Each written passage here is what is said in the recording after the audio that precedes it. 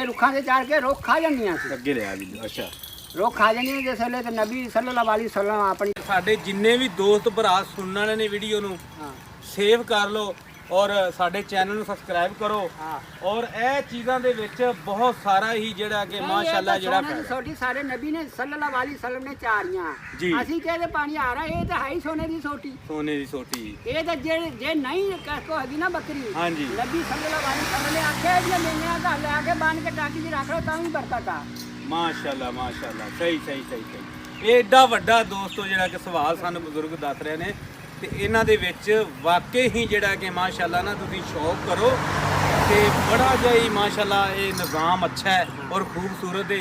ਲੇਕਿਨ ਇੱਕ ਗੱਲ ਤੁਹਾਡੇ ਅੱਗੇ ਕਰ ਦਈਏ ਇਹ ਇਹਨਾਂ ਨੂੰ ਰੱਖਣਾ ਹੈ ਨਾ ਤੇ ਕਿ ਭੁੱਖਾ ਨਹੀਂ ਮਾਰਨਾ।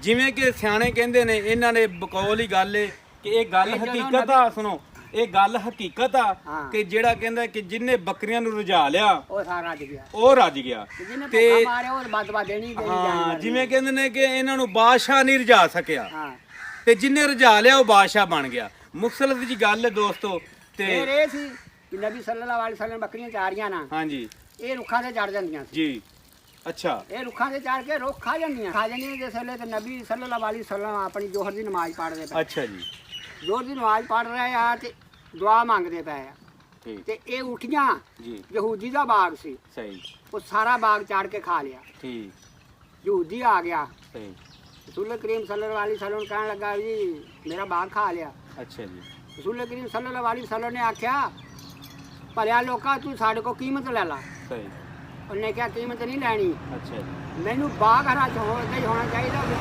ਫਲ ਲੱਗਾ ਵਿੱਚ ਕੱਚਾ ਵਿੱਚ ਪੱਕਾ ਹੋਵੇ ਬਾਗ ਵੀ ਇਸ ਤਰ੍ਹਾਂ ਹੀ ਹੋਣਾ ਚਾਹੀਦਾ। ਠੀਕ ਹੈ ਜੀ ਅੱਲਾਹ ਪਾਕ ਅੱਗੇ ਰਸੂਲ ਕਰੀਮ ਸੱਲੱਲਾਹੁ ਅਲੈहि ਵਸੱਲਮ ਨੇ ਦੁਆ ਕੀਤੀ ਹਾਂਜੀ ਐ ਬਾਰੀ ਤਾਲਾ ਹੁਣ ਤੂੰ ਸ਼ਰਮਾ ਰੱਖਣੀ ਸਹੀ ਬਾਗ ਉਸੇ ਵੇਲੇ ਹਰਾ ਹੋ ਕੇ ਫਲ ਵੀ ਲੱਗਿਆ ਪੱਕਾ ਵੀ ਕੱਚਾ ਵੀ ਤੇ ਬੱਕਰੀ ਇਸ ਨੂੰ ਆਖਿਆ ਐ ਬੱਕਰੀਓ ਅੱਜ ਮੈਂ ਤੇ ਮੁਹਿੰਮ ਕੱਢ ਲਈ ਆ ਮੇਰੀ ਉਮਤ ਦੇ ਕੋਲੋਂ ਨਹੀਂ ਮੁਹਿੰਮ ਨਿਕਲਣੀ ਤੁਹਾਡੇ ਅਗਲੇ ਪੈਰ ਬਾਜੀ ਲੈ ਜਾਓ ਪਿਛਲੇ ਪੈਰ ਨਹੀਂ ਜਾਣਗੇ।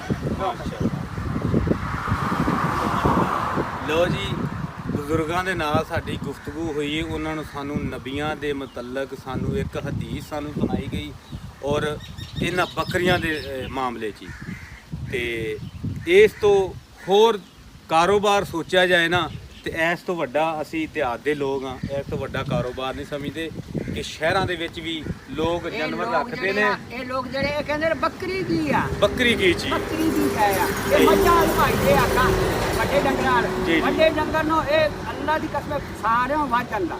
ਠੀਕ ਇਹ ਵੱਧ ਜਾਂਦਾ ਦੁੱਧ ਵੱਲੋਂ ਵੀ ਵੱਧ ਜਾਂਦਾ ਮਾਲ ਵੱਲੋਂ ਪੈਸੇ ਵੱਲੋਂ ਵੀ ਵੱਧ ਜਾਂਦਾ। ਇਹਨੂੰ ਜਦੋਂ ਦਿਲ ਕਰਦਾ ਤੈਨੂੰ ਜ਼ਰੂਰਤ ਪਈ ਹੈ ਨਾ ਇਹ ਬੈਂਕ ਵਾ ਤੇਰਾ ਇਹ ਬੈਂਕ ਵਾ ਜਦੋਂ ਜਰਾ ਦਿਲ ਕਰੇ ਉੱਥੇ ਜਾ ਕੇ ਵੇਚ 100 ਘੱਟ ਕਰਕੇ ਵੇਚ ਦੇ ਉਸੇ ਵੇਲੇ ਪੈ ਬੈਂਕ 'ਚ ਅਸੀਂ ਜਾਵਾਂਗੇ ਬੈਂਕ ਵਾਲੇ ਕਹਿੰਦੇ ਅੱਜ ਨਹੀਂ ਮਿਲਣੇ ਪਰਸੋਂ ਲੈ ਜੀ ਪਰਸੋਂ ਕਹਿੰਦੇ ਅਗਲੇ ਦਿਨ ਲੈ ਜੀ ਉਹ ਤਾਂ ਤੁਹਾਨੂੰ ਤਰੀਕਾ ਪਾ 3 ਦਿਨ ਤੇ ਵੈਸੇ ਹੀ ਬ੍ਰੇਕ ਰੱਖਦੇ ਆ ਹਾਂ ਤੇ ਉਹ ਦੂਸਰਾ ਉਹਨਾਂ ਤੋਂ ਤੁਹਾਨੂੰ ਪੈਸੇ ਨਹੀਂ ਮਿਲਣੇ ਇਹ ਤੁਸੀਂ ਐਸੇ ਟੁਰੇ ਜਾਂਦੇ ਨਾ ਹੁਣ ਅਸੀਂ ਟੁਰੇ ਜਾਂਦੇ ਸਾਨੂੰ ਜ਼ਰੂਰਤ ਪੈ ਗਈ ਅਸੀਂ ਜਾਂਦੇ 100 ਘੱਟ ਦੇ ਕੇ ਫੜਾ ਦਿਆਂਗੇ। ਸਹੀ ਸਾਡਾ ਬੈਂਕ ਸਾਡੀ ਜੇਬ 'ਚ ਵਾ। ਹਾਂਜੀ ਸੁਣ ਲਓ ਦੋਸਤੋ ਬੜੀ ਗੁਫ਼ਤਗੂ ਦਾ ਮਜ਼ਾ ਆਇਆ ਸਾਨੂੰ ਤੇ ਹੱਸਦੇ ਵਸਦੇ ਰਹੋ।